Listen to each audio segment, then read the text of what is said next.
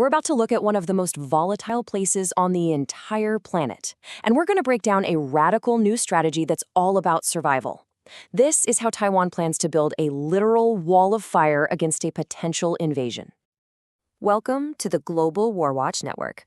And hey, before we jump in, if you want to stay on top of critical global developments like this one, make sure you hit that subscribe button. It really helps us out.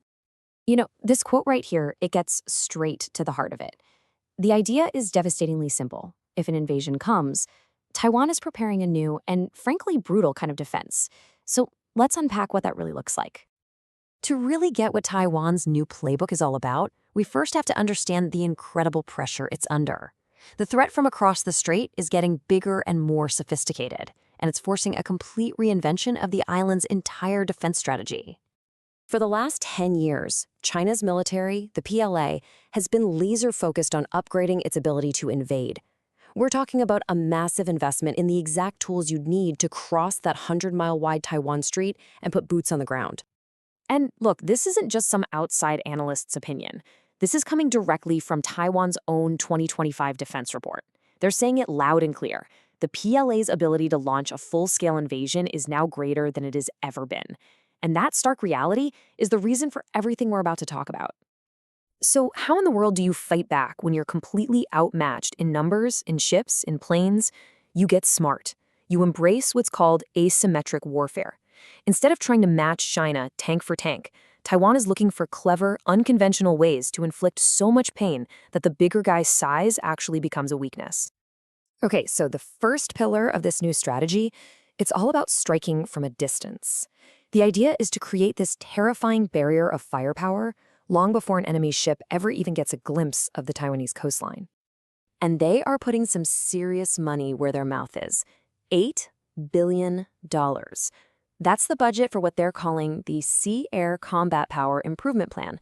It's a massive national effort to basically turn Taiwan into one of the most missile-dense places on Earth. And what's really fascinating are the specific weapons they're mass-producing. You've got the Feng series, think of these as lethal ship killers, designed to take out huge, high-value warships. One of them is a cruise missile that can reach targets 1,200 kilometers away. Then you have the Skybow and Sea Sword systems, which are all about creating this protective anti-air bubble over the island. It's all about creating layers of threats. This quote from defense analyst Ben Lewis really hits the nail on the head. He's saying these missiles are so critical because it all boils down to one simple question. Can Taiwan stop the PLA from owning the air and the sea? If the answer is yes, they've got a real shot. If it's no, well, an invasion becomes almost a certainty. All right, now for the next layer of this defense. Let's say an invasion fleet actually pushes through that first storm of missiles. The fight then moves much closer to shore, into a space that Taiwan is preparing to turn into a death trap, a literal kill zone. How are they going to do this? They're creating a brand new, specialized unit, the Littoral Combat Command. The whole idea is to take all their coastal defense toys, shore-based missile launchers, super-fast attack boats, spy units, and mash them all together to create these deadly, overlapping fields of fire right in the waters surrounding the island. Analyst Jaime Ocon's take on this is just perfect. The goal here isn't complicated at all. It's to make those last 24 nautical miles of water so unbelievably dangerous that any landing force gets torn to pieces before it can even touch the sand. Now, the third pillar is where this strategy gets really futuristic. Taiwan is betting huge on unmanned systems, drones, to be an absolute game changer all across the battlefield. And the scale of this bet is just mind-boggling. The government has upped its target to get 50,000 drones. This isn't just a small upgrade. This is a fundamental shift in how they plan to fight a war, relying on a massive swarm of automated systems to overwhelm an enemy. So what are these tens of thousands of drones actually going to do? Well, you can think of them as the nervous system for the entire defense network. They'll be the eyes out there finding enemy ships. They'll help guide those big anti-ship missiles we talked about. They can swarm and attack landing crafts, and maybe most importantly, they'll provide real-time targeting data to all of Taiwan's forces.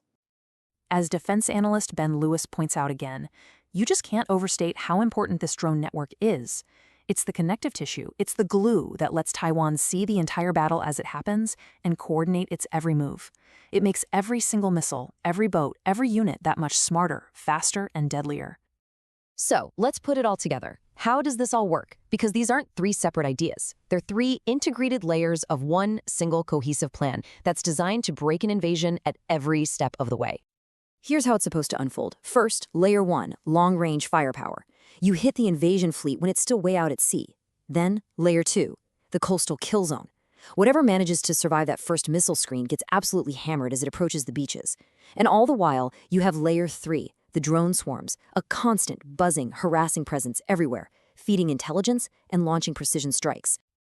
So what's the ultimate point of all this? What's the goal? Well, it's not to win a conventional war in the way we usually think about it. It's to fundamentally change the entire calculation for anyone thinking about invading.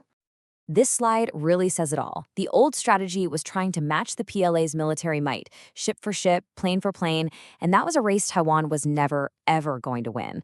The new strategy is about denial. It's about making the price of a successful invasion so horrifyingly high in ships and gear and in human lives that Beijing looks at the cost and decides, you know what, it's just not worth it.